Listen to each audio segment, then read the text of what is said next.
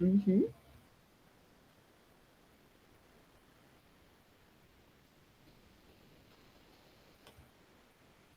Bom, então a gente parou no primeiro encontro, meninas, quando eu comentava esse livro da Ellen McWilliams, em que ela fala sobre migração e principalmente sobre migração feminina da Irlanda para outros países.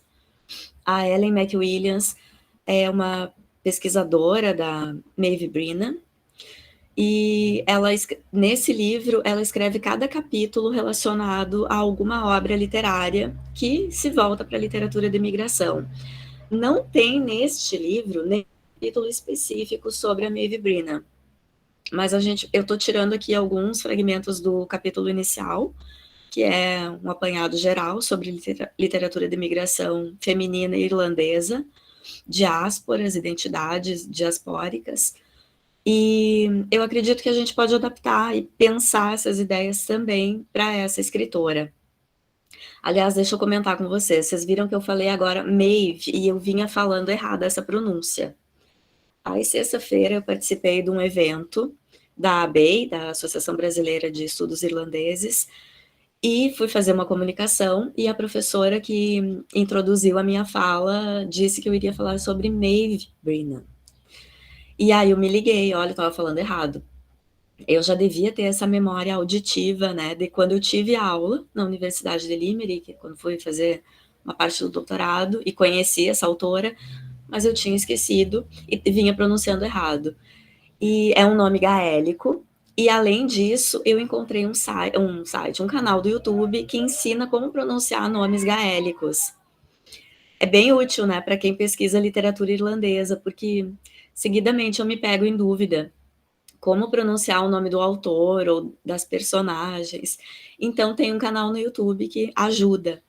E aí eu fui também nesse canal verificar e é Maeve, a pronúncia adequada, e significa, a palavra em gaélico significa intoxicating, mas um sentido bom. E é o nome de uma rainha celta, né, irlandesa, que foi uma rainha que lutava, era poderosa, ia para a guerra. Então, é bem interessante, assim. O canal também dá um background da história do nome. Então, Maeve Brennan, a partir de agora, é isso, né? A gente vai aprendendo no percurso e se corrigindo. Se eu falar errado, até vocês me lembrem, porque eu ainda tô reacostumando. Então, eu falava para vocês esse capítulo inicial da Ellen McWilliams sobre os diferentes grupos dentro dos emigrantes irlandeses, porque a gente olhar para a diáspora irlandesa não é uma massa homogênea de pessoas que emigram. São diferentes grupos com diferentes características em diferentes momentos históricos. Quando a gente olha para a literatura da Maeve Brennan, é principalmente migrante a que ela se refere, principalmente migrantes de final do século XIX e início do século XX.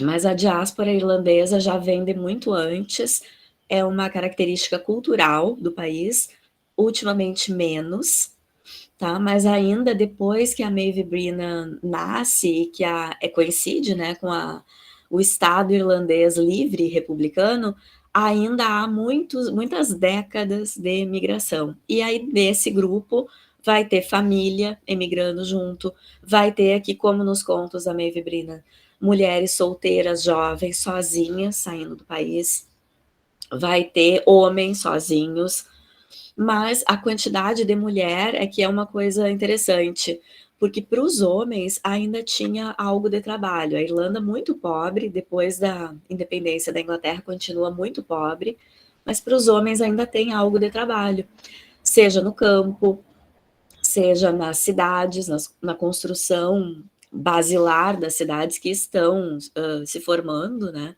aumentando e mudando com a questão do Estado Livre Irlandês, mas para as mulheres jovens, aquelas famílias com muitos filhos, a solução era emigrar mesmo. E aí, nesse capítulo aqui, tem essa frase, né, de um jornalista irlandês, do The Irish Times, que é Fintan O'Toole, algo assim. E aí ele vai dizer, essa frase dele tá em uma notícia de 1997, quer dizer, a Irlanda vinha independente desde 1922. E aí, 75 anos de independência, e ele diz isso. O grande fato desses 75 anos de independência, a grande coisa que aconteceu na Irlanda, foi a imigração meio que em massa. Que a Irlanda ainda permanece pobre muito tempo depois dessa independência. E mais ali embaixo que eu destaquei, está escrito que a emigração na Irlanda era um evento na vida do irlandês. Nas gerações anteriores à nossa, agora, uns anos atrás, era uma coisa como deixar a escola ou terminar o colegial, casar. Hoje sou eu que estou meio resfriada, assim, com o nariz trancando. Então era uma coisa, era um evento já esperado na vida. E eu lembrei também que a minha professora lá na Irlanda, quando comentou isso, dizia as mães irlandesas olhavam aquele monte de filho, né, aquela escadinha, e olhavam e pensavam assim já, a maioria vai sair da Irlanda, ou algum vai virar padre, alguma vai virar freira, que também era muito comum, né, devido ao catolicismo forte na Irlanda, as famílias numerosas, as mães até gostavam, era orgulho que algum dos filhos fosse participar do clero, mas a maioria dos filhos ia emigrar, por falta de oportunidade mesmo no lugar, na Irlanda. Outra questão que ela aborda nesse capítulo, a Ellen McWilliams, é que os estudos da diáspora irlandesa demoraram a se voltar para questões de gênero. Quando a Maeve Brina escreve o livro, ainda é muito pouco comentado as especificidades de emigração feminina, emigração de jovens, sabe? Diferente de emigração de homens. Era tudo visto como um bolo só, de emigrantes irlandeses. E a gente sabe que não é assim, né? A gente viu e está vendo agora recentemente com o conflito na Ucrânia, como para as mulheres o emigrar é um período de vulnerabilidade, pode ser. São outras questões, né, envolvidas, outros perigos a que a mulher está submetida. E aí ela tem esse fragmento aqui que eu destaquei também. O que levava essas mulheres a saírem? Principalmente falta de oportunidade na Irlanda, mas também por uma liberação sexual, por uma chance de ter carreira, porque a Irlanda era extremamente rural e extremamente patriarcal. Então, quais eram as oportunidades de vida dessas mulheres? Era casar muito jovem, ter também muitos filhos, como as mães, ficar cuidando ali da sua roça, né, do seu pedacinho de terra, plantando batata, geralmente, que era o principal produto na época, e não ter nada além disso, não sonhar. A mulher que tinha um sonho e que queria uma vida minimamente diferente tinha que acabar saindo, se lançando, tendo essa coragem mesmo. A mulher migrava ainda por diferentes condições de parto ou aborto. Lembrando que a Irlanda era muito católica, muito mais do que hoje ainda é, mas muitas práticas eram vistas como pecados abomináveis, como as questões femininas, a questão do aborto, como meios de sobrevivência pessoal e também emigrar para ajudar na sobrevivência da família que ficava na Irlanda, porque elas mandavam dinheiro, e é o caso da nossa protagonista do The Bride. A Margaret manda dinheiro semanalmente, ordens de pagamento para a mãe na Irlanda. Outras pessoas ainda imigravam em função de circunstâncias de família, heterossexismo, quando as pessoas eram homossexuais e não podiam viver a sua liberdade sexual na Irlanda, as questões do catolicismo exacerbado para poder professar uma outra fé, ou até não ter uma fé, né? Ter a liberdade de não frequentar uma religião, que também é possível, que eram muito marcadas na sociedade irlandesa. E aí se lançavam nessa vida nômade.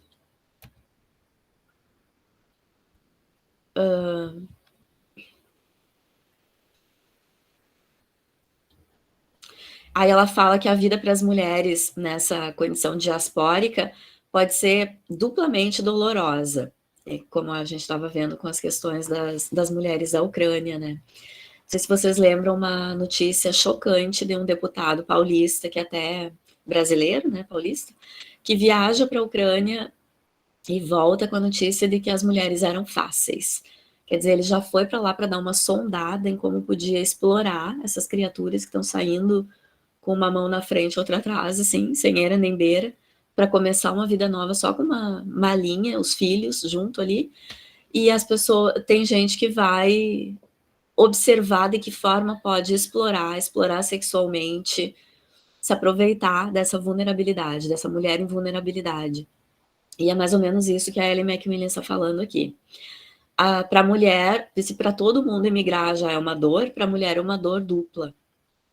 Então, ela luta com questões materiais e espirituais de insegurança na vida do exílio, que não sabe também o que vai encontrar do outro lado do mundo. Não era uma época de viagem assim fácil, que as pessoas viajavam de férias, sabiam muito do outro país. Era tudo meio que novidade.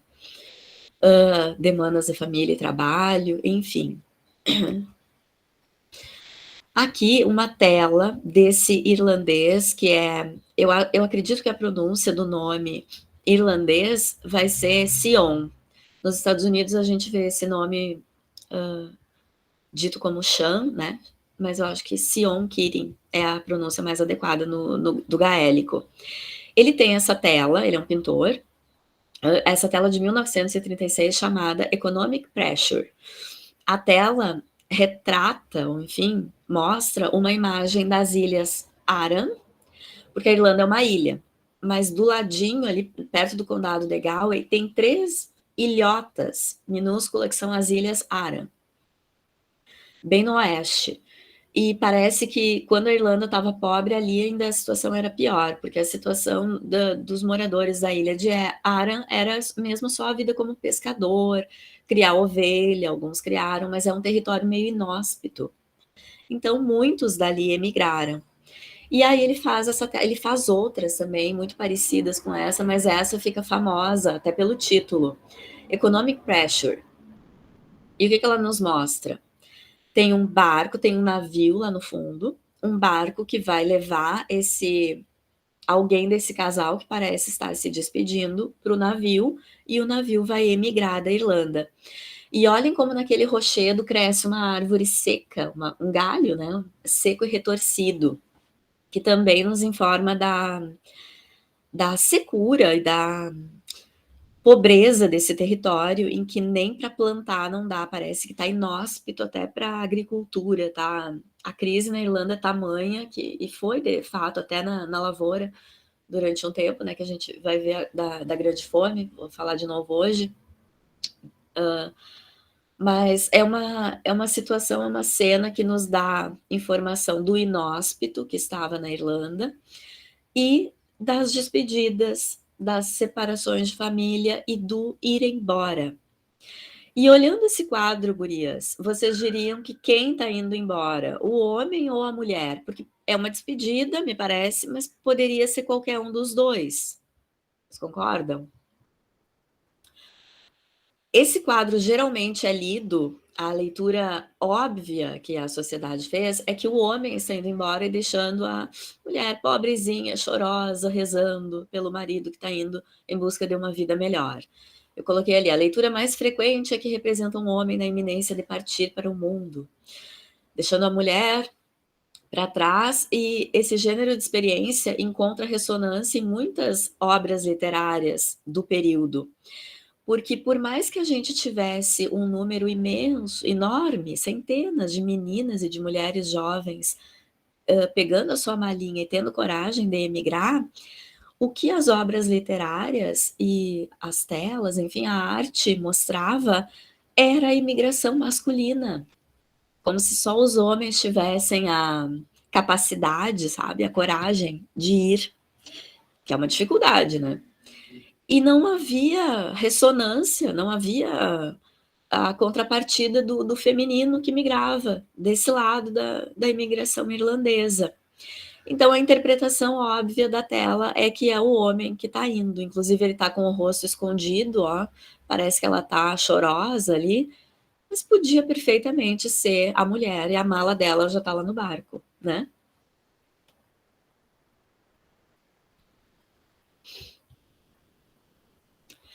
E aí a Ellen McWilliams vai dizer que essa pintura, não só essa pintura, mas a interpretação que o mundo fez dessa pintura, do Sion Keating, ela combina com um modelo de mulher que era tido como o ideal. E que modelo de mulher é esse? Esse modelo de mulher histórico é mais ou menos o conceito de mulher é mais ou menos o mesmo conceito de casa, de lar. Quer dizer, a mulher e o lar estão muito conectados. A mulher é aquela que fica no lar, cuidando da casa e esperando pelo seu homem. Só que não, né? Até porque muitas das mulheres que emigraram eram meninas que tinham muitos irmãos e precisavam ir para mandar dinheiro para os pais também, que os irmãos não davam conta, trabalhando em lavoura, plantando, enfim. Então ela está dizendo aqui que a história mesmo contradiz isso que a arte vinha mostrando. Mulher integrada, a mulher integrada à ideia de lar. E aí, eu queria comentar com vocês o título do nosso mini curso, que eu escolhi uma frase que é da própria Maeve Brina, que é No place is home. It is as it should be. Essa frase a Maeve Brina escreve numa carta para um amigo. Ela já morava, né, em Nova York há muito tempo, enfim, já tinha seu sucesso, e vai à Irlanda visitar os pais, escreve uma carta para um amigo dizendo que ela não está se sentindo em casa no seu país de origem. Mas aí ela escreve essa frase: No place is home. E é assim que tem que ser. Nenhum lugar é o lar. E é assim que tem que ser. Eu acho especialmente interessante vincular essa frase da Maeve Brina com essa conclusão aqui da Ellen McWilliams e essa interpretação do quadro, porque se o ideal de feminino está vinculado ao que é lar, e essa autora feminina, que escreve tanto sobre o feminino, está dizendo que nenhum lugar é lar, quer dizer, ela está dizendo meio que não existe lar no mundo, está todo mundo meio solto. Olha que interessante. Olha que subversão da Maeve Brina, tanto para o conceito de feminino quanto para o conceito de lar. A partir desse dito dela, a gente pode pensar que o feminino é algo em construção, assim como também a questão do lar. E isso para a literatura de migração é muito interessante. Eu acho triste, por um lado, esse enunciado dela, não tanto a parte do no place is home, porque até aí tudo bem. Sou uma cidadã do mundo, me viro em qualquer parte do mundo. Mas quando ela diz, e é assim que tem que ser, me parece que há uma resignação em aceitar que nenhum lugar é lar. Né? Tem uma certa melancolia na literatura da Maeve Brina. Queria também ter comentado com vocês no último encontro, mas a gente comentando hoje, então, da intertextualidade do conto, The Bride, principalmente com essas duas obras aqui. Primeiro com o conto Eveline, do livro Dubliners, do autor James Joyce, que é um livro de 1914. Maeve Brennan leu, com certeza. Joyce é um autor irlandês canônico, importantíssimo. Existem muitos estudos comparando os contos da Maeve com os contos do Joyce, e em que aspectos ela contraria eles, até sobre a questão do exílio, né? Porque o Joyce foi um cara que se autoexilou para ter liberdade artística. Ele saiu da Irlanda porque achava a Irlanda estagnada. E aí tem esse conto dele chamado Eveline, em que o conto The Bride parece que é uma resposta da Maeve Brennan contrariando completamente ou criando uma nova possibilidade para Eveline. No conto Eveline, Joyce fala sobre uma menina jovem irlandesa, todos são dublinenses no conto, e ela combina de fugir de casa com o namorado e eles vão partir numa viagem de navio para a Argentina. Ela, no dia de partir, ela, com o namorado, ela chega no porto e trava, ela paralisa, fisicamente mesmo, ela não consegue nem caminhar. A maioria dos contos de Joyce são com final aberto, então a gente pode pensar, cada leitor pode tirar suas próprias conclusões. Mas parece que a Eveline não vai, porque ela está travada. Parece que é isso que o conto nos sugere. E essa é a grande crítica do livro de James Joyce, dos contos. A paralisação que reinava sobre a Irlanda. Né? A paralisação que é culpa, em parte, do catolicismo exacerbado, que é parte culpa da exploração britânica, mas que também é parte de uma mentalidade reinante, da mentalidade vitoriana, que também pesou muito, né? Com os tabus, o conceito do que é o feminino ideal, né? Aquela mulher recatada e do lar, aquela ideia já vem lá da era vitoriana. E a Maeve Brina escreve esse conto em que a Margaret, a protagonista, ela faz o oposto da Eveline, ela se lança, inclusive ela se lança sozinha numa viagem. E aí, lá do outro lado do Atlântico, é que ela encontra esse namorado com quem ela está por casar, é o dia antes do casamento. No entanto, ela não está feliz, né? Ela está dividida, melancólica, na véspera do casamento. Mas parece que esses dois contos dialogam.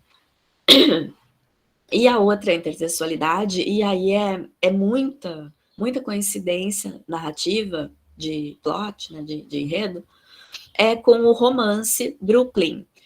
E aqui o nome do autor, difícil, mas eu vou tentar. Colm Tuiban, eu acredito. Brooklyn é um livro de 2009, bem contemporâneo nosso, e tem o filme estrelado por essa atriz irlandesa que está fazendo bastante sucesso, tem feito bastante filme, que é a Saoirse Ronan, queridinha na Irlanda, né? E muito boa atriz, realmente. E o roteiro do filme até retoma bastante do romance. Bom, gurias, eu acredito que o Colm se baseia muito, ou se inspirou, pelo menos, no The Bride. São muitas as coincidências. Não sei se vocês conhecem o romance ou já viram o filme. Mas se vocês forem ver o filme depois de ler o conto da Maeve Brennan, são muitas coincidências. Só que, claro, é um romance, então tem muito mais detalhe, tem muito mais background da vida dessa noiva. Mas é uma história que culmina no casamento. Também não quero dar muito spoiler, mas a Margaret perde a mãe quando ela está nos Estados Unidos. A protagonista do Brooklyn perde a irmã, que era a força dela na Irlanda, para quem ela queria voltar. A Margaret está insegura de casar com esse noivo que é de origem alemã. No Brooklyn, o noivo é de origem italiana, é um outro imigrante. São várias coincidências. E eu acredito que pode ser sim uma influência, porque quando acontece a biografia da Maeve Brennan, quando surgem as publicações, as compilações dos contos, acontece uma virada assim de mesa, e a Irlanda, que nunca tinha publicado Maeve Brennan, ou que nunca tinha lido sequer, porque mesmo quando ela fazia sucesso, ela era lida e vendia livros nos Estados Unidos, Canadá. Na Irlanda e no Reino Unido, ela não chegou a ter venda, não chegou a ter editoras interessadas, sabe? Só que daí, póstumamente, tem essa virada e pessoas se interessam. Então, eu acredito que é uma boa ideia de intertextualidade.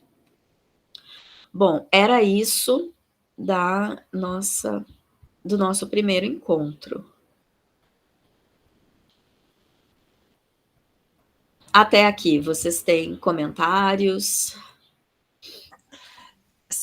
Quando tu comentou agora do Brooklyn, deixa eu abrir aqui. Eu li esse romance logo que quando foi publicado a primeira vez, em 2009, e eu fiquei com sabe quando tu fica com aquela leitura no fundo, assim? E quando tu falou da Maeve Brennan e tal, que ela é irlandesa e foi para América, nossa, na hora já me veio esse romance na cabeça. Que legal, Beta. Essa comunidade irlandesa que que tá ali no romance, né? E a solidão deles naquelas pensões pobres, né? Enfim, Me veio direto isso na cabeça, mas eu não tinha noção que tu fosse fazer essa conexão. Achei bem. Eu não sei se foi uma influência. Oi, Ana. Olá, I'm sorry I'm late. No problem. Eu não sei se foi uma inspiração realmente para ele, mas eu acredito e acho que a gente pode considerar. E tem muitos pontos em comum, né?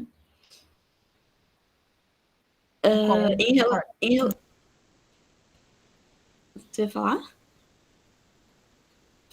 Em relação ao romance e o filme, eu não sei se tu lembra, mas para mim a parte mais poética assim é o final do Brooklyn, quando ela deixa aquele bilhete para o noivo que ela renuncia na Irlanda, e no filme justamente essa frase eles mudam.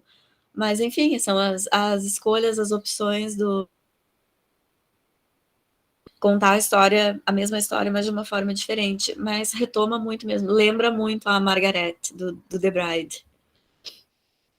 O filme eu não cheguei a ver, na verdade eu nem sabia que tinha filme desse Brooklyn aí. Agora que eu fiquei sabendo, vou olhar. É bem bom. Uhum. Vale a pena, recomendo.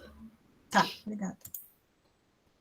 Então, meninas, vamos para o conteúdo do segundo encontro, que continuamos falando sobre imigração irlandesa, que é o foco aqui do mini curso. Bom, no final do século XIX já era meio que um padrão assim da imigração irlandesa. Essa já era uma característica, na verdade, que muitas mulheres solteiras e jovens emigrassem da Irlanda para os Estados Unidos. Muitas famílias já tinham ido, não sei se vocês lembram no conto The Bride, a Margaret, ela vai viajar impulsionada por um tio. No Brooklyn é um padre, né, que oferece para a protagonista, diz, venha que tem oportunidade. E no The Bride é um tio que diz, vem trabalhar aqui tem emprego, aqui dá para ficar rico, né? Era uma época assim que ir para os Estados Unidos era para ficar rico. As meninas chegavam lá devendo para o familiar o dinheiro da passagem de navio e iam trabalhar muitas vezes como nesses empregos menos remunerados mesmo.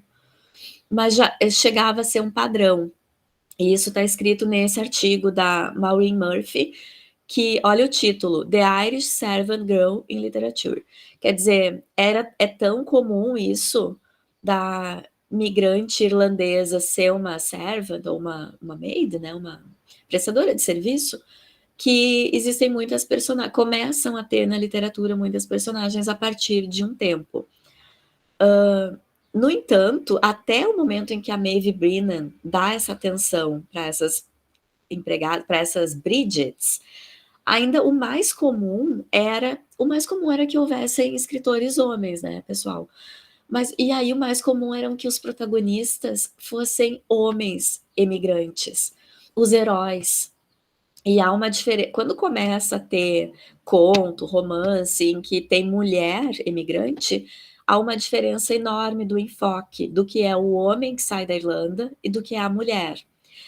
Por exemplo, o homem que era imigrante, e aí nesse artigo a Maureen Murphy cita várias obras de autores que eu nem conheço ainda, mas que são conhecidos na Irlanda e na literatura anglófona. E obras, enfim, que já são antigas, assim. E aí era assim, o homem era o herói corajoso que ia fazer fortuna, desbravar aquela terra desconhecida que é nos Estados Unidos, e a família ficava orgulhosa na Irlanda.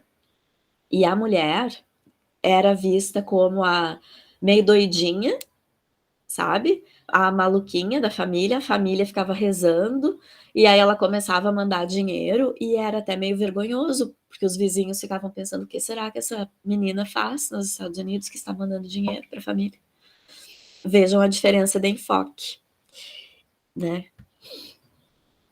A imigração como um traço cultural, que a gente viu lá naqueles outros slides, e a questão da grande fome, que foi também um grande impulsionamento nesse hábito do irlandês sair da ilha. Houve a grande fome de 1845 a 1849, que é um período que dá uma praga nas batatas, e colheitas inteiras são perdidas, assim, desses anos aí, colheitas perdidas, e muitas pessoas morreram de fome, pereceram mesmo. quase 30% da população irlandesa morrer de inanição. Vocês imaginem o que é isso. Diz que os livros da história, né, dizem que a situação era seríssima, a Irlanda já pobre, e as famílias tinham até vergonha de ter parentes idosos e crianças morrendo de fome, que a vergonha era tanta que escondiam os corpos, ficavam dias com os corpos, não queriam chamar aquela carroça assim, que passava recolhendo, porque era como uma pandemia de fome. Deixavam os corpos dias dentro de casa e isso causava mais doenças, porque era um problema sanitário. Consequência, as pessoas já fracas, mais pessoas morriam.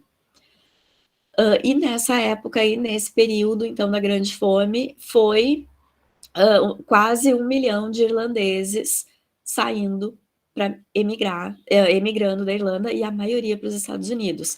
Se vocês levarem em conta que a Irlanda tinha, então, uma população de 4 milhões de habitantes e quase 1 milhão saiu, dá para a gente ter uma proporção do que foi esse problema. Vocês podem, e eu achei estranho a primeira vez que eu ouvi isso, ai, será assim que deu uma colheita, ter uma praga na colheita, as pessoas vão morrer de fome? Parece doido, né? A primeira vez que eu ouvi isso, eu fiquei pensando, como assim, gente? Mas a gente tem que pensar duas coisas. A Irlanda tinha na sua economia a plantação de batata como principal produto, era rural, então plantar era o que se fazia, e plantar batata. Por quê? Porque a Irlanda não plantava os produtos que os irlandeses mesmo, eles nem tinham uma política agrária, vamos dizer assim. Eles eram uma colônia inglesa e aquele território a Inglaterra estipulou que seria bom para batata. Era o quintal da Inglaterra, sabe? E o segundo, então não tinha outros produtos. E o segundo fator é que a Irlanda já vinha extremamente pobre pela exploração britânica. Era uma colônia para a qual a Inglaterra não dava nenhuma atenção. Quem vivia bem na Irlanda desse período aí eram os ingleses que moravam lá para controlar as terras e as instituições públicas. E vocês lembrem que o parlamento irlandês estava deslocado para Londres, né? Eles não tinham representação no território. Quem falava pela Irlanda eram irlandeses, depois Daniel O'Connor consegue também uma cadeira, mas era tudo fora dali. Então eles não tinham representação política. E vinha sendo explorado como uma colônia mesmo, apesar de ser do lado do império riquíssimo que é a Inglaterra, a Grã-Bretanha. Por isso, então, a mortandade das pessoas eram pessoas que já viviam muito pobres e já tinham uma alimentação muito precária. Não é que em 4 anos de crise na lavoura as pessoas iriam morrer, tá? Isso explica, então.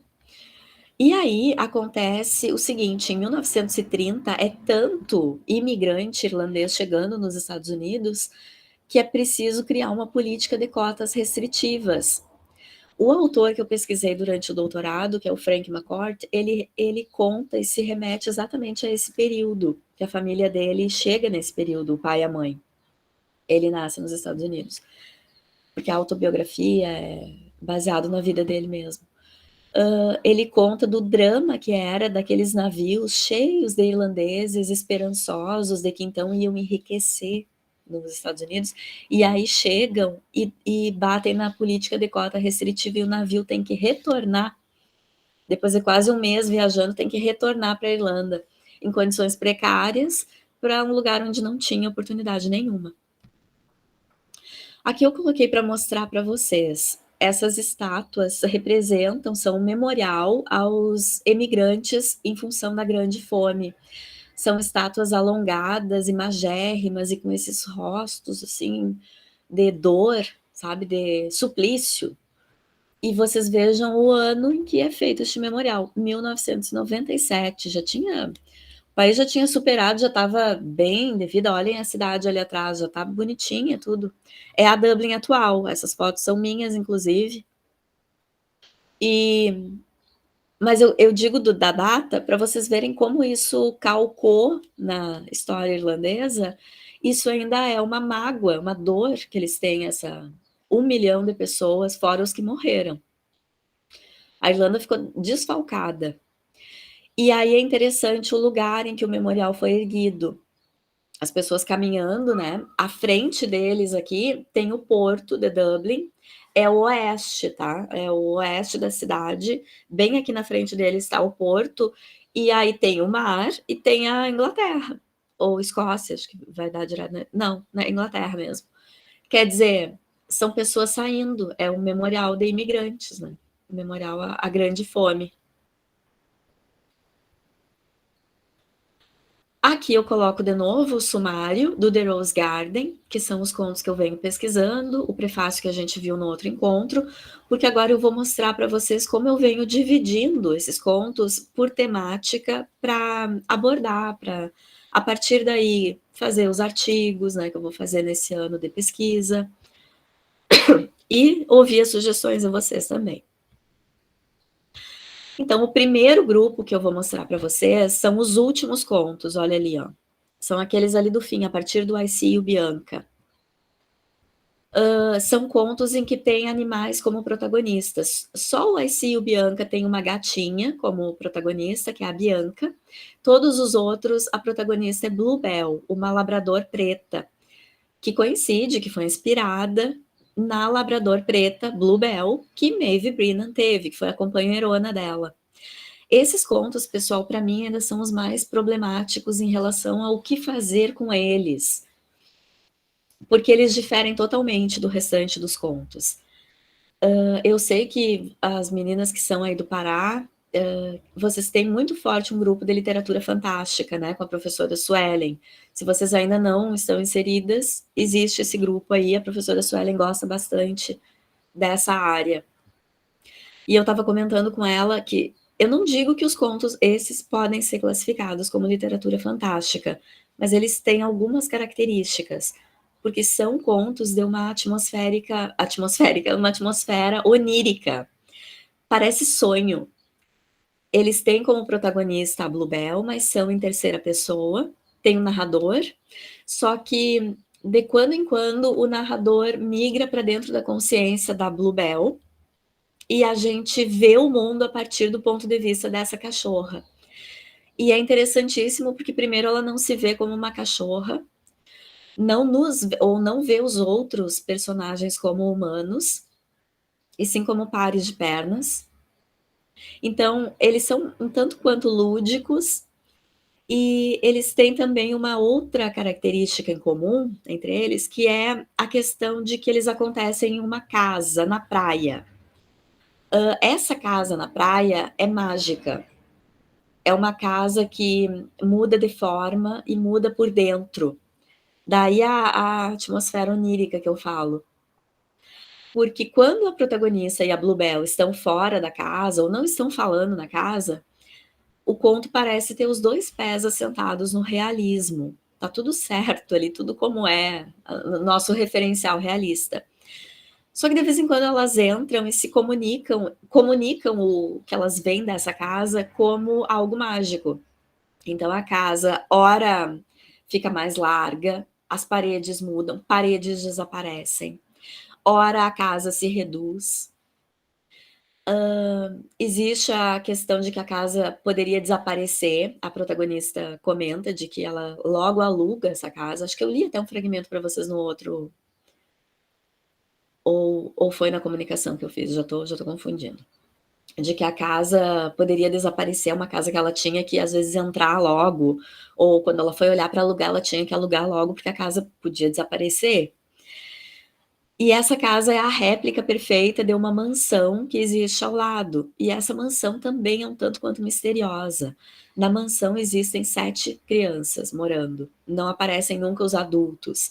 São 7 crianças que moram sempre que andam sempre juntas e que são amigos da Bluebell. Então, são várias questões interessantes que eu ainda não sei como abordar exatamente. Mas estou pensando. Vocês me deem ideias também. Ontem eu estava lendo um livro que não fala diretamente sobre a Maeve Brennan, mas fala sobre literatura de imigração e exílio.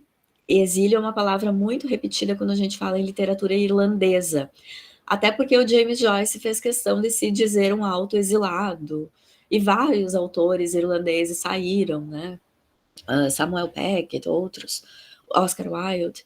E aí essa palavra é muito repetida, então, para publicar tinham que estar ou na Inglaterra, ou em Paris, ou nos Estados Unidos, enfim.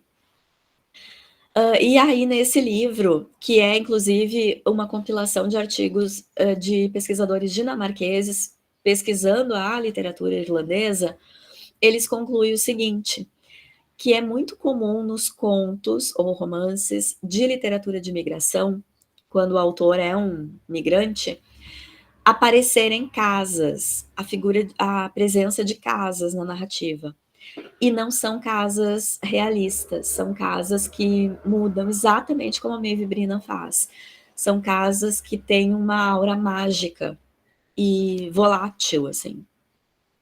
Aí eu achei interessante, olha, tem alguém olhando, já é uma característica, então, meio que catalogada, sabe? Achei interessante. Eu nem coloquei nos slides, porque foi algo que eu li recém ontem. Esses contos aqui são os únicos publicados, não, porque ela publicava tudo no The New Yorker, onde ela era jornalista de moda e escrevia sobre a cidade, escrevia crônicas. Mas eles são os únicos que foram compilados como livro em vida dela. E aí eles são esses aqui, né? Esses 6 foram vendidos como livro e compilados sob o título daquele conto ali, o penúltimo, In and Out of Never Never Land. E olha que interessante que ela escolheu esse título para ser o título do livro. E olha como ele é realmente onírico e fantástico. E lembra um pouco Peter Pan, lembra um pouco literatura juvenil, infanto-juvenil, dentro e fora da Terra do Nunca ou da Terra do Faz de Conta. E eles têm exatamente essa temperatura, a temperatura do faz de conta. Ah, tá aqui o fragmento. Tá aqui o fragmento que eu queria ler para vocês. É de um desses contos ali, tá? Não lembro agora de qual. Mas, enfim, é de um deles. E olha só o que diz o fragmento sobre a casa, pra vocês terem uma ideia de como ela é mágica.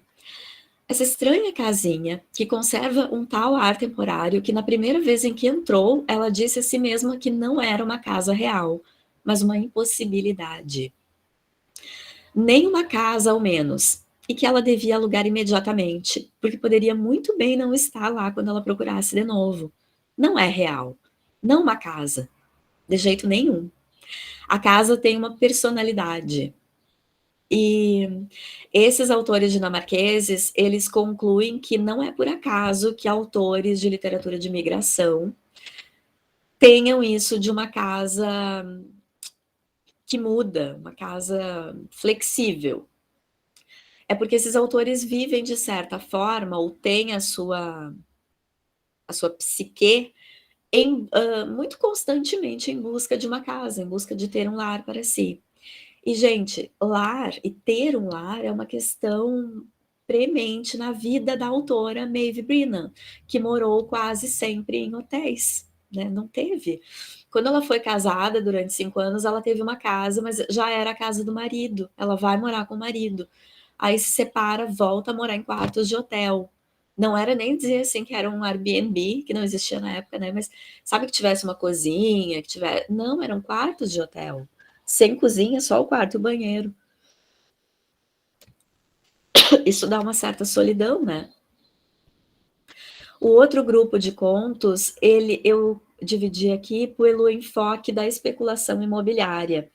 E aí são contos que têm como cenário a cidade de Nova York, da época em que Maeve Brennan está escrevendo, décadas de 1950 e 60. E essa é uma época em que Nova York está se transformando muito. Então, ela fala muito disso dos contos. Quarteirões inteiros estão sendo colocados abaixo, as pessoas estão andando na rua e é aquele pó branco de obra, de implosão, sabe? Faz aquela poeira toda para escavar o terreno e fazer arranha-céu. Nova York, nessa época, já tinha muito prédio, mas a cidade muda no sentido de que eram prédios de 3, 4 andares e passam a construir arranha-céus, prédios enormes. E muitos dos prédios destruídos eram hotéis em que a Maeve Brennan morava e tinha que se mudar, sair porque o hotel ia fechar, porque ia ser demolido. e outros lugares eram restaurantes em que ela almoçava todos os dias, porque ela não tinha cozinha. E também, um dia ela chegava para almoçar e tava a placa: demolição em 2 meses, ou demolição em 30 dias, e vai fechar. Então era um período, assim, de onde é que eu tô pisando? A cidade mudando, a quadra que eu passava e antes tinha um espaço verde com uma praça, daqui a pouco tem um arranha-céu, uma loja de departamento embaixo, enorme. Ela acompanha essa mudança urbana. E como ela é muito sensível, ela sente muito isso. Então, vários contos, principalmente até no outro livro de contos dela, tem mais falando disso, que é o The Springs of Affection. Mas o The Rose Garden já traz. Vocês devem estar notando ali que eu coloquei o I See You, Bianca de novo. Ele se encaixa nesses dois grupos. Ele se passa em Nova York, mas ele tem como protagonista um animal. Então, eu tô dividida com esse conto, eu vou abordar ele por esses dois enfoques. Conto sobre a solidão feminina, que é um dos temas preferidos da Maeve Brennan, e que ela própria era uma mulher sozinha, eu acredito. E aí entra o nosso já conhecido The Bride, e todos esses. Eu quero chamar a atenção de duas personagens daqui a pouco. Ah, tá aqui já. Ali eu repeti, né, a frase, tá? Essa frase eu li num artigo da Ellen McWilliams, de quando a Maeve diz "No place is home", e é assim que tem que ser. Parece que é uma resignação da autora de que o indivíduo moderno, porque a Maeve Brennan está vinculada ao modernismo, né, modernidade. Parece que aquela partícula ali, ó, aquela sentença ali, é assim que tem que ser, é uma resignação da autora de que o indivíduo moderno tem que se acostumar com a ideia de que não existe mais lar. A gente tá no flow, assim, tá? O prédio que a gente mora tá por ser destruído, esse quarteirão aqui pode virar outra coisa, pode virar uma garagem, sabe? Uma coisa morta, onde era verde, área verde vira uma garagem. Me parece que é uma melancolia, assim. Posso comentar uma impressão que eu tive, se agora, assim, do nada? Com certeza, Beta, por favor. Quando ela fala "No place is home" e "It is as it should be", me dá a impressão, assim, de um ressentimento com a Irlanda mesmo, sabe? Também. Não sei se pode ser lido dessa forma, né? Eu acho que sim. Me parece que, tipo, né, lá deveria ser meu lar e não é, então nenhum lugar é, e assim tem que ser, porque não vale a pena, não sei, algo nesse sentido, sabe? Exatamente, eu acho que sim, eu concordo contigo. Não sei o que as meninas pensam também. Se quiserem abrir o microfone e falar, gurias. Gurias, né? Vocês sabem que é assim que a gente fala meninas.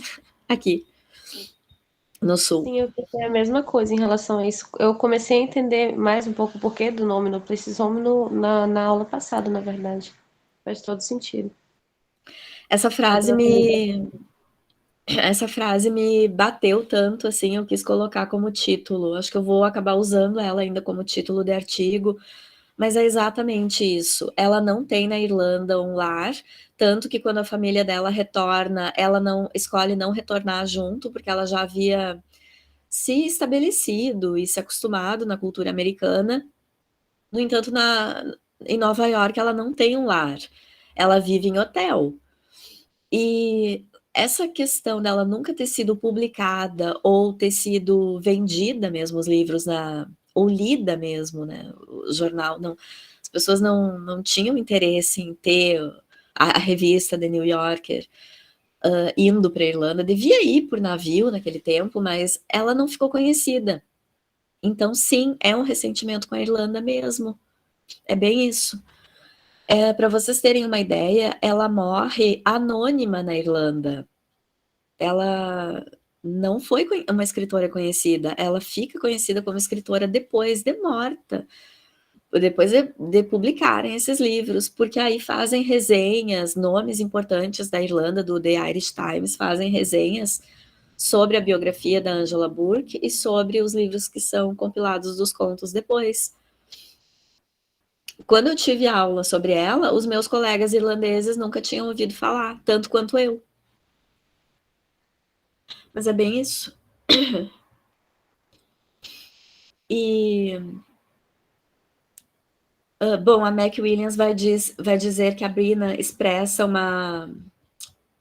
um olhar especial, assim, ela se interessa, além da temática da solidão feminina, e junto com a temática da solidão feminina, pelas perdas, pelos pobres, pelas almas abandonadas, pelos outsiders, e novos na cidade, pessoas imigrantes que estão tentando achar o seu lugar ao sol, se fazer na cidade grande que é Nova York.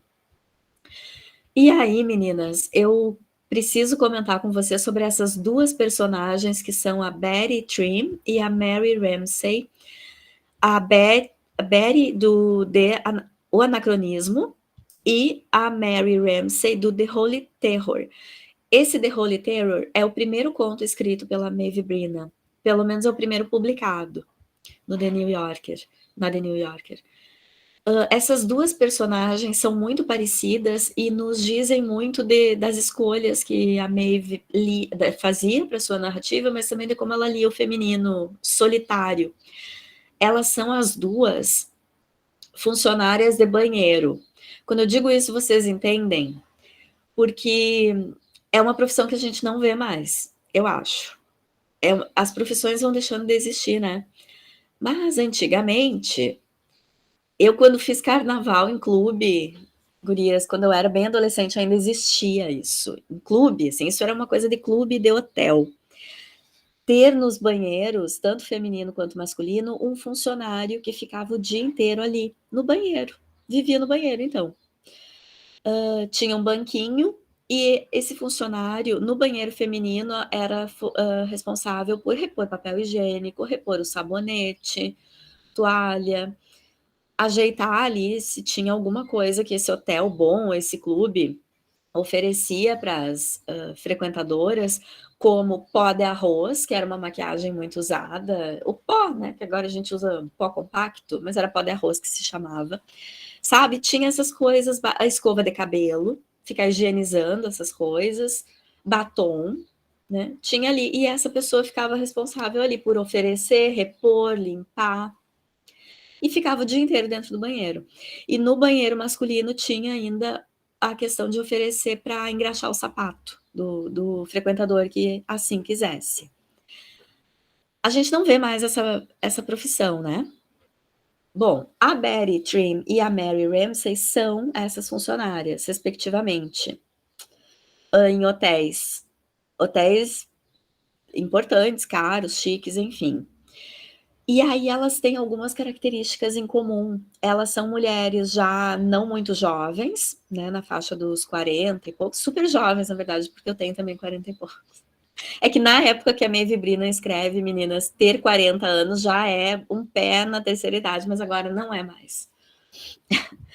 E elas estão nessa faixa etária, elas renunciaram completamente à feminilidade, à vaidade, elas são mesquinhas, amargas, azedas até, e assim, ó, mão fechadas, guardam toda e qualquer gorjeta, só pensam em dinheiro, não têm amizade com ninguém do ambiente de trabalho e ficam confinadas no banheiro. O banheiro, vamos combinar que é um lugar inóspito, para limpar, tá ok, a pessoa entra, limpa.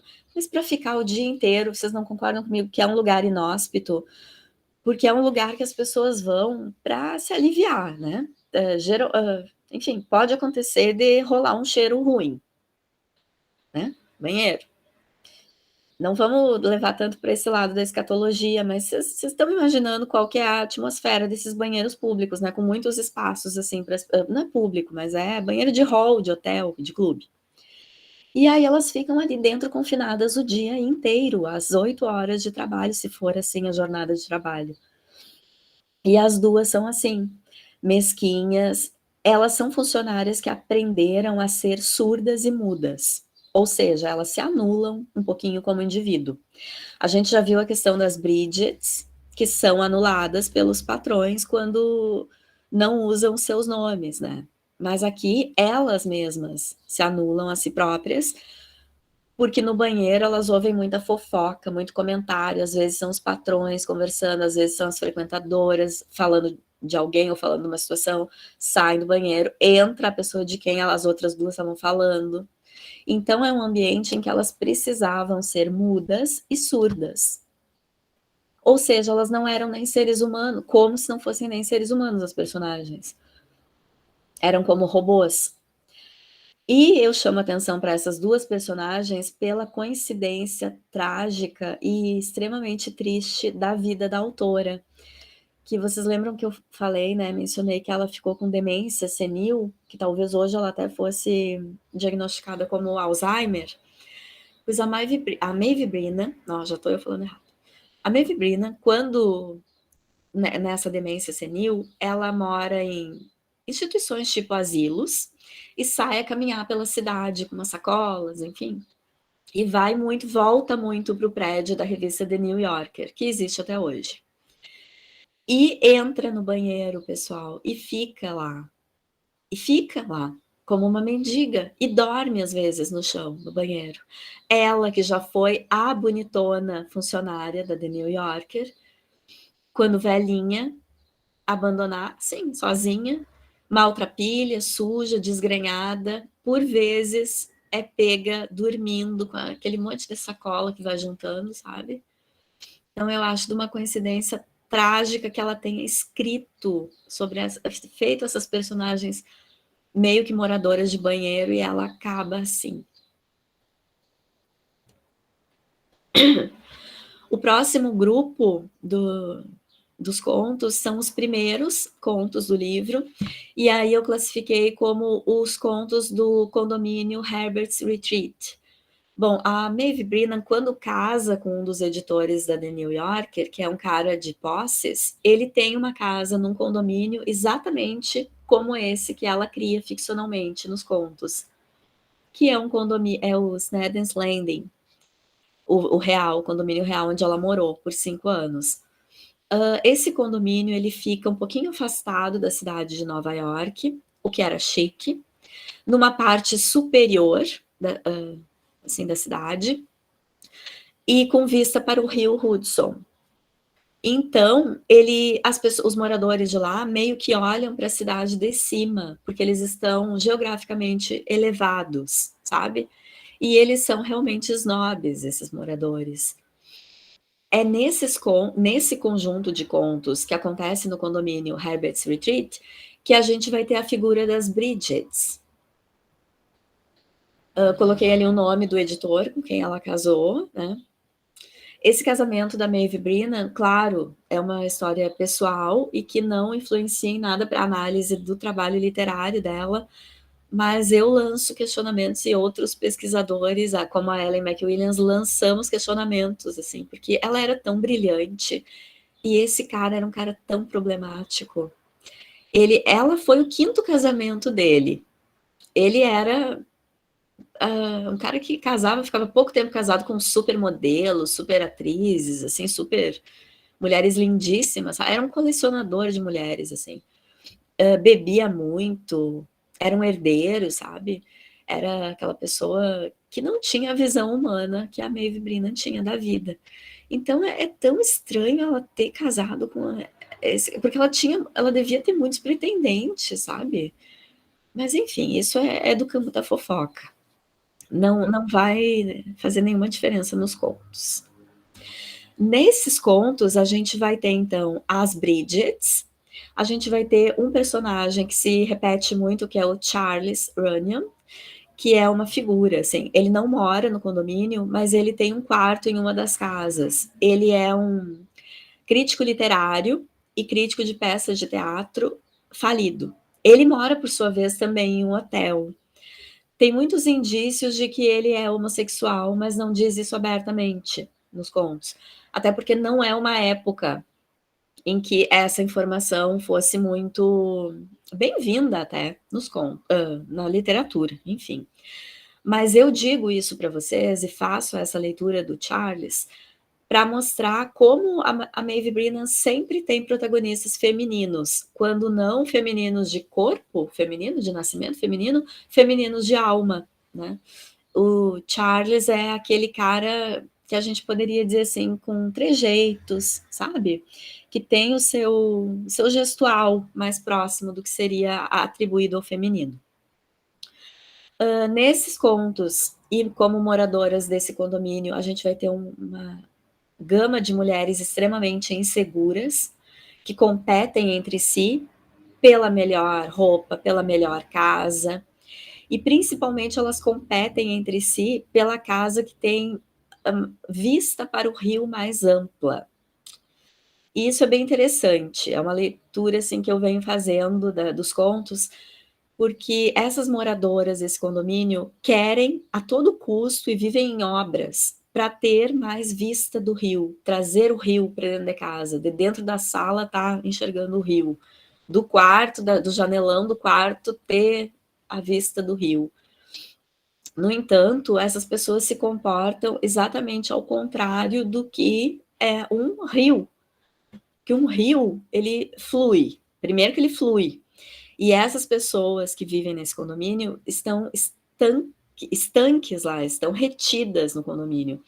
Tem uma alusão direta ao fato de que alguma das moradoras, ou algumas delas, nem viajam, não saem de férias para não deixar a casa, para não perder o controle do seu espaço ali.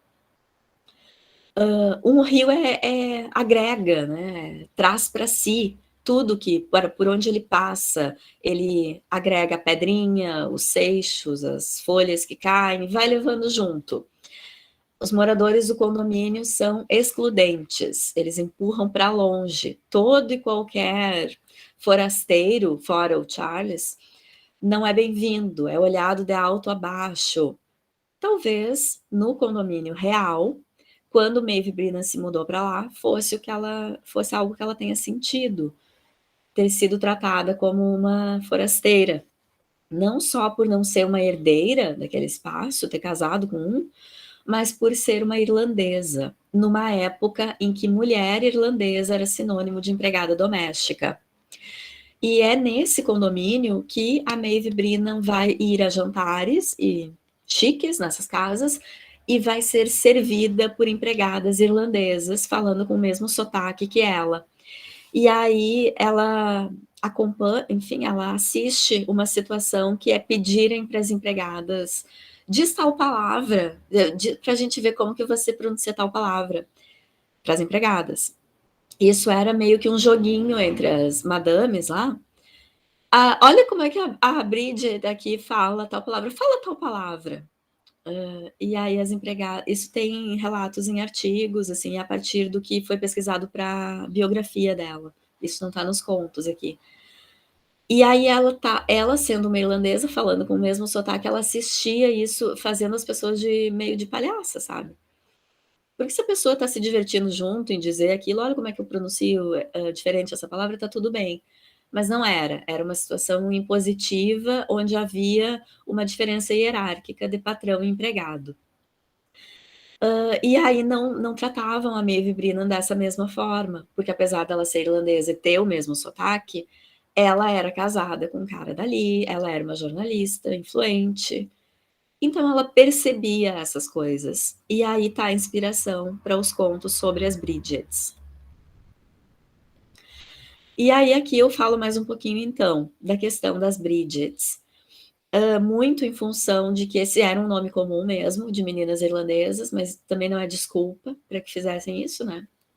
E virou esse nome guarda-chuva para serviçais irlandesas. E muito em função da Santa Brígida, que não era irlandesa, tá, pessoal? Eu fui pesquisar, parece que Santa Brígida era sueca, ou era mais do norte. Mas a Irlanda é muito católica, né? Tem muito devoto de Santa Brígida. E aí, olha que interessante, bem antes dessas ondas migratórias das meninas que viriam a ser chamadas de Bridgets, Na cultura irlandesa, a Santa Brígida é geralmente descrita ou colocada nas gravuras religiosas como uma menina jovem varrendo ou limpando de alguma forma. Quer dizer, daí a associação, tá? Performando como uma menina que fazia as atividades no convento, assim, de manutenção, de limpeza. Isso é atribuído a Santa Brígida. E aí, nesse artigo da Maureen Murphy, ela coloca que no Oxford English Dictionary tem uma definição para a palavra biddy ou biddy, que seria um diminutivo de Bridget, né? Lembra que eu falei que é o Bridget, mas com as suas variações, Bridget, Biddy, enfim. E aí no dicionário Oxford teria essa explicação para a palavra. É a abreviação, né, para o nome Bridget, usado nos Estados Unidos para uma empregada ou, enfim, prestadora de serviços irlandesa. No dicionário Oxford que eu tenho, que deve ser bem pequeno aquele, né? Não tem isso. Mas deve ser um dicionário Oxford melhor. Não sei se vocês têm acesso a um mais completo e podem até checar isso. Eu não achei nenhum mais completo online para garantir, ou se isso foi durante um tempo e depois já tiraram. Porque o artigo da Murphy é de 98, né? Então, daí a conexão. E aí, quero entrar no conto com vocês. Nosso conto para a gente analisar hoje, que é The View from the Kitchen, conto do mesmo ano do The Bride, de 1953. Deixa eu ver com vocês. Alguém conseguiu ler? Tem algum comentário? Teve tempo, né? Conseguiu, que eu digo, no sentido de ter tempo, porque eu sei que a gente está sempre correndo na vida. Nops. Não consegui, eu tô fazendo estágio obrigatório da faculdade, até por isso que eu cheguei um pouquinho atrasado, tá bem corridinho por aqui. Te entendo super, Ana, não te preocupa. Não era obrigatório ler mesmo, o pessoal, era mais para vocês terem um norte, né, para discussão. Eu li, li agora antes de começar. Que bom, Beto. O que tu achou? Eu achei, agora que tu estava falando em condomínio, eu achei a paisagem, o cenário muito parecido com The Great Gatsby. Não sei se eu tô maluca. É a questão do rio, né, e das casas, e os condomínios, enfim, eu achei muito aquele contexto do The Great Gatsby, sabe? E The View from the Kitchen, né, eu achei genial, assim, porque a visão dos empregados, né, é aquele ponto de vista do empregado olhando tudo aquilo que está acontecendo ali com os patrões, né, e eu achei muito legal mesmo. Perfeito, eu não tinha feito essa analogia com o Grande Gatsby. Mas, de fato, é a mesma sociedade dramatizada nos dois. Eu acho que até a mesma época, né? Décadas de 1950, por aí, 40, mais ou menos. E tudo a ver, de fato. Boa observação, Beto. Eu achei muito, assim, o conteúdo e o cenário e aquela falsidade, sabe? Aquela coisa vaga, vazia. Nossa, eu achei tem muita coisa a ver. Bem observado. Tem razão. É a falsidade, a importância com as aparências. Então, é isso que esse conto nos traz mesmo. Esse é o conto de abertura do livro, The Rose Garden, é o primeiro. São 5 personagens divididos em 2 núcleos. O núcleo dos patrões, que é composto pela Leona, a dona da casa, e esse nome não é por acaso. Leona, ela é uma lioness, ela é uma... E uma leoa, gente, no sentido de mandar, ser a rainha ali daquela selva, que é aquele condomínio, e também no sentido de ser uma predadora, uma assassina até. O George, que é o atual marido, existe uma referência ao marido que morreu, E o Charles, que é o visitante, né, que eu falei, que é esse crítico literário que mora em hotel, mas passa os fins de semana ali na casa da Leona.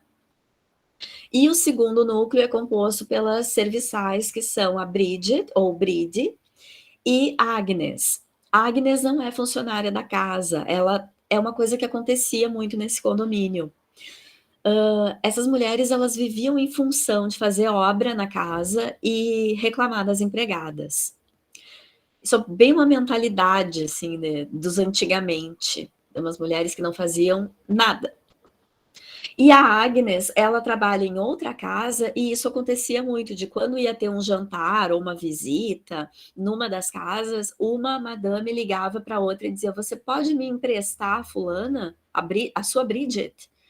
Porque eram como utensílios, né? Como a gente viu lá no conto The Bride, que a Margaret é como um utensílio, quando a casa é toda desligada, desligam Margaret também, ela fica lá no quarto. Então a Agnes é uma novata no condomínio como empregada, e ela vai para a casa da Leona ajudar a Bridget, que é uma irlandesa veterana, já está há anos nos Estados Unidos e trabalha para essa Leona há anos. A função da Agnes no conto é ser a interlocutora da Bridget e criar esse humor e ironia que a gente vai perceber no enunciado da Bridget. O juízo de valor que ela faz à patroa, das pessoas do condomínio, porque tudo que a gente vê nesse diálogo, que a maior parte do tempo até é diálogo direto, tudo que a gente vê nesse diálogo direto, a gente poderia ver a partir da voz do narrador, mas talvez algo da ironia se perdesse, do humor. Então é uma boa sacada ter a Agnes para dar esse contraponto de interlocutora. George é o marido atual há pouquíssimo tempo, porque o outro marido morre num acidente de carro, mas a Bridget fofoca para Agnes que, na verdade, ele foi morto pela mulher, que incomodou tanto que ele bebeu, saiu bater o carro.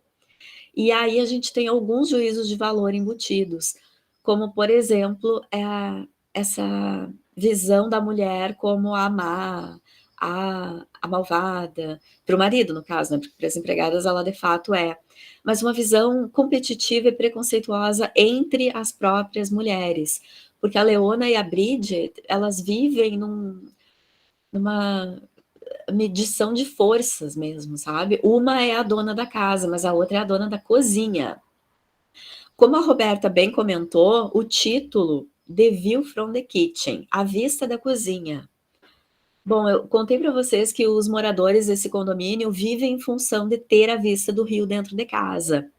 Então, a vista, o ponto de vista nesses contos é algo muito importante. Acontece que, especificamente na casa da Leona, a cozinha também tem vista para o rio. E as empregadas, portanto, têm acesso à vista privilegiada que os patrões tanto queriam. Mas no caso do título, se refere ao ponto de vista do conto. O conto tem o ponto de vista da cozinha, ou seja, da empregada, da Bridget. Então a gente conhece a Leona, o George e o Charles a partir do que nos conta a Bridget. Um outro juízo de valor embutido, e que aí essas imigrantes traziam da Irlanda, é o catolicismo extremo, aquele catolicismo exacerbado, e um julgamento de superioridade moral desses empregados irlandeses que vinham com esse catolicismo e com a moral vitoriana até mesmo, do que é certo, do que é errado. Por exemplo, o marido da Leona tinha acabado de falecer e ela já estava casada com outro. Isso, aos olhos da Bridget, é algo condenável. Então, ela fala muito mal sobre isso. Sugere que esses patrões não têm fé, não são católicos como elas, uma superioridade moral nesse sentido, de comportamento, de acessar a fé, que seria a melhor.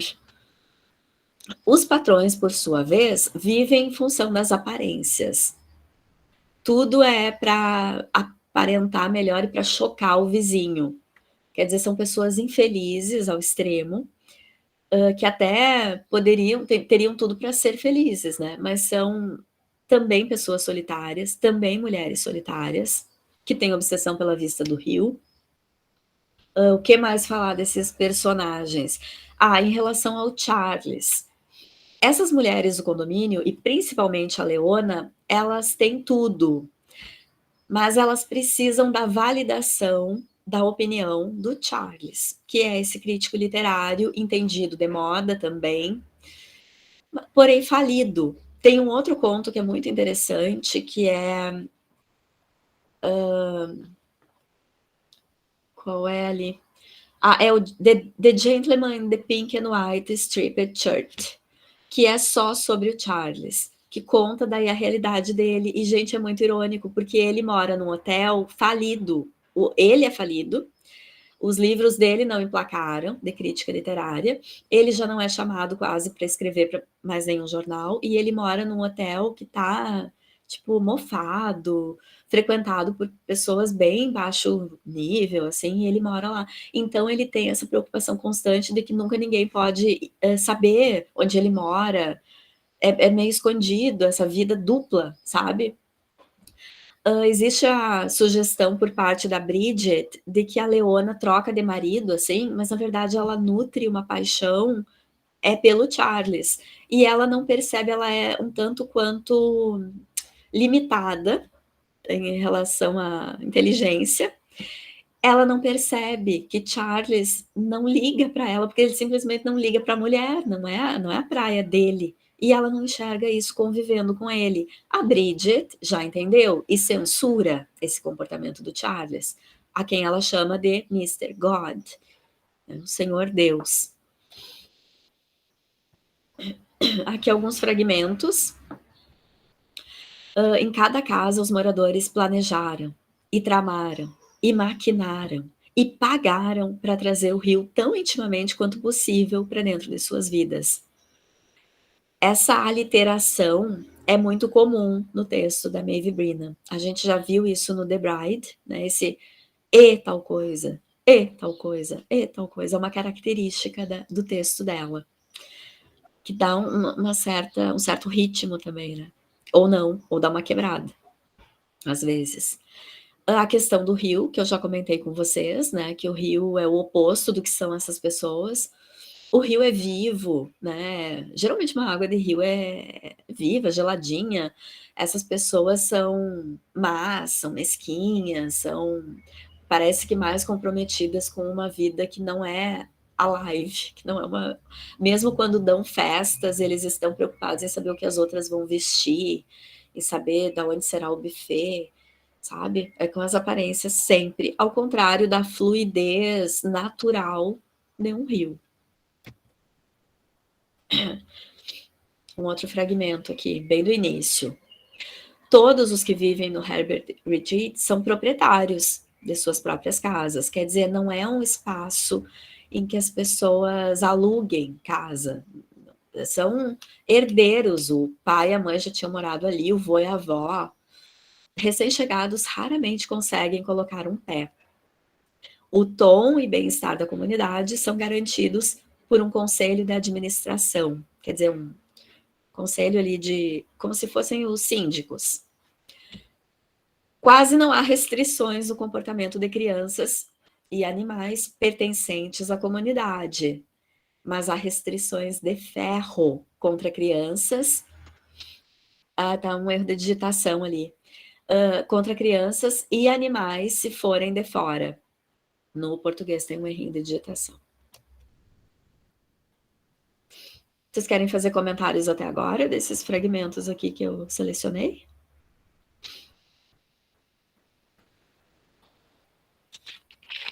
Tá indo muito rápido, meninas? Ou muito confuso? Não, tá. Então, tranquilo. Só sem comentários. Tá bom, obrigada.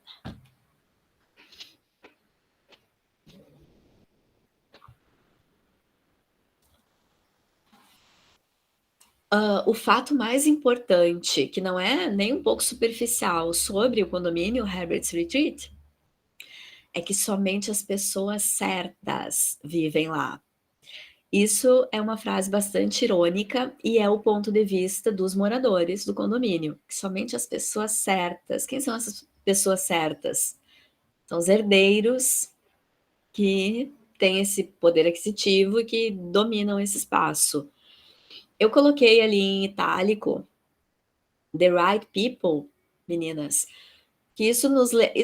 Olha só, esse é um conto escrito em 1953, a gente está em 2022 e ainda houve esse discurso do que são as pessoas certas, do que são os cidadãos de bem. Não lembra vocês? Mentalidade, assim. Bem no início a gente também tem essa frase do narrador de que a Bridget belonged to the house. Quer dizer, a Bridget é como a Margaret, ela é um utensílio que pertence à casa. Esse fragmento de baixo é para vocês verem a mentalidade católica que a Bridget e a Agnes trazem consigo, e a Bridget, mesmo estando morando há anos em uma outra cultura, mantém a fé, e isso se expressa no vocabulário dela, fazendo alusões a todo tempo a termos bíblicos ou a metáforas em que ela utiliza um vocabulário desse jargão do que é da igreja. Aí, para explicar para Agnes o que o marido atual da Leona faz, ela diz que esse aí é um dos que tem um dos trabalhos mais sujos. E aí ela diz o seguinte: quando nosso Senhor foi crucificado, ele provavelmente estava lá parado com a caixinha de pregos. O marido atual da Leona, ele é gerente de crédito. Ele é aquela pessoa que trabalha ou num banco ou em outra instituição financeira, decidindo quem vai ter o empréstimo, quem vai ter o crédito.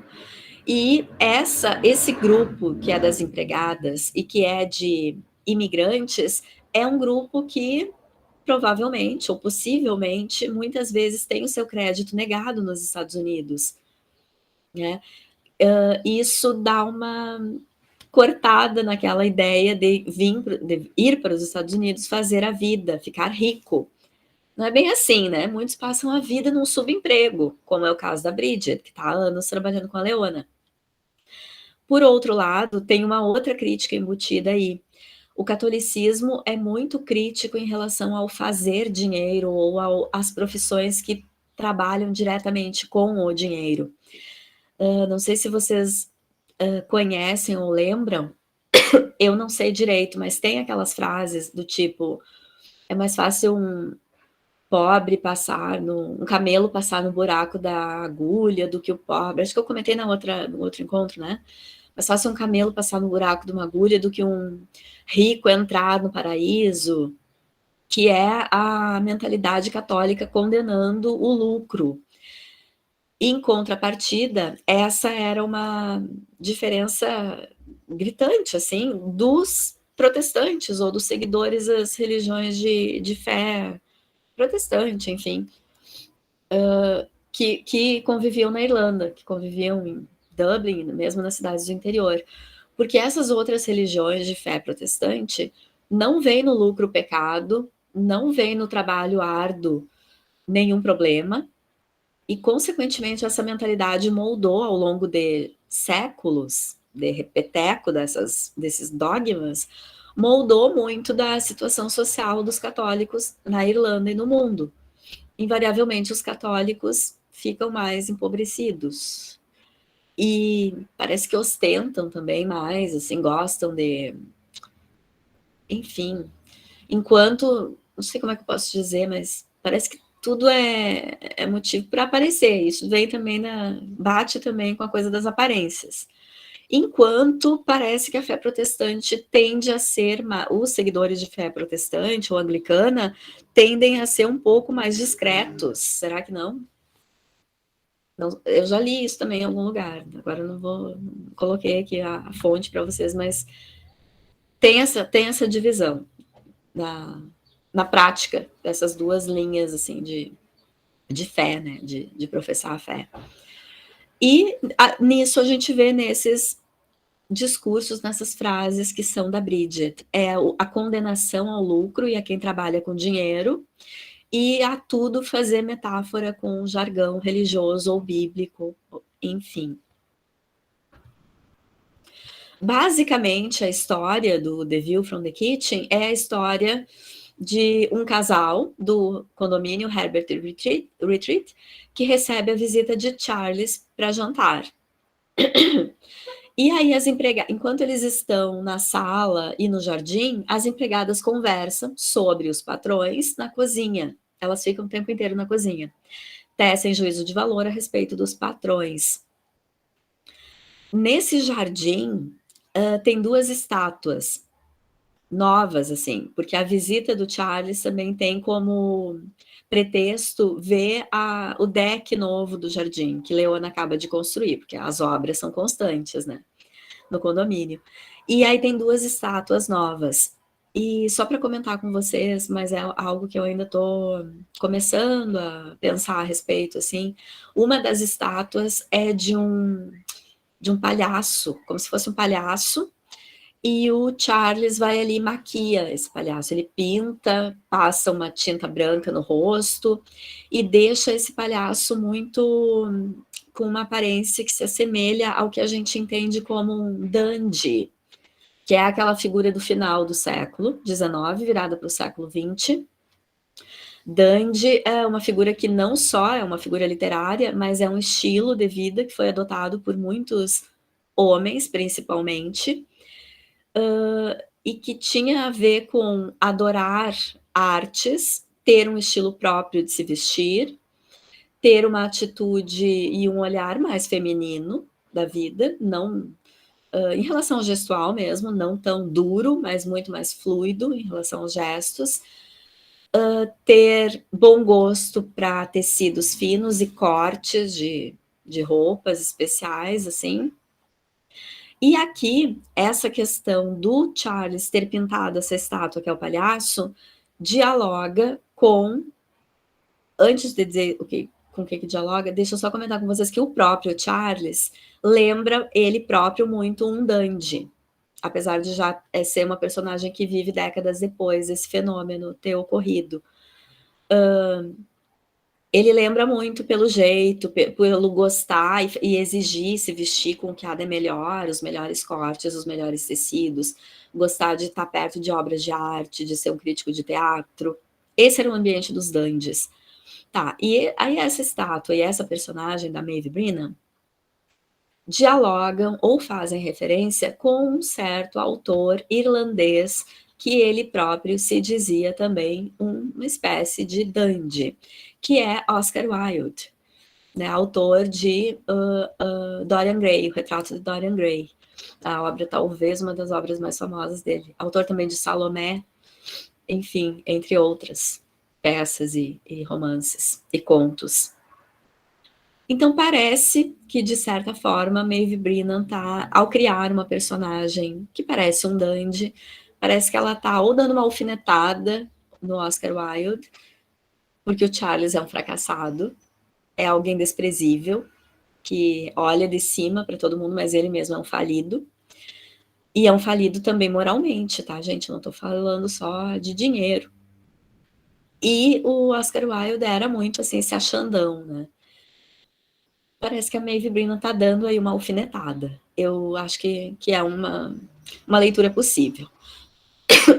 Esse conto tem um final aberto, como muitos dos contos da Maeve Brennan, e isso é muito comum nos contos do modernismo, já vem do James Joyce, com os seus dublinenses também, os finais abertos, como a gente comentou hoje sobre Eveline, né? E também, como os contos de James Joyce, é um conto de atmosfera. O que é isso? Ele não tem um clímax, ele não tem um ponto alto, não tem uma ação específica se desenrolando. Ele é um conto a gente até pode falar de juízo de valor, assim, E o juízo de valor da Bridget, ele é um conto meio, se fosse uma linha, ele não seria uma linha com picos, seria uma linha mais linear mesmo. O que se diz de um conto de atmosfera. Sobre as Bridgets, esse fenômeno que de fato aconteceu, não foi só um fenômeno literário. No artigo Out of Home in the Kitchen, em que fala sobre a Maeve Brennan, a Abigail Palco diz que era muito esse trabalho que essas imigrantes faziam esse trabalho de doméstica por 2 motivos.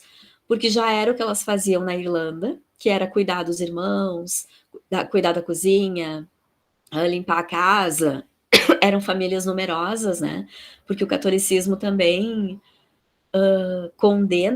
condenava, pelo menos, qualquer método contraceptivo. Então, as famílias católicas, e também, diferente das famílias da ordem anglicana ou protestante, as famílias católicas ficavam gigantescas, com uma escadinha de filho.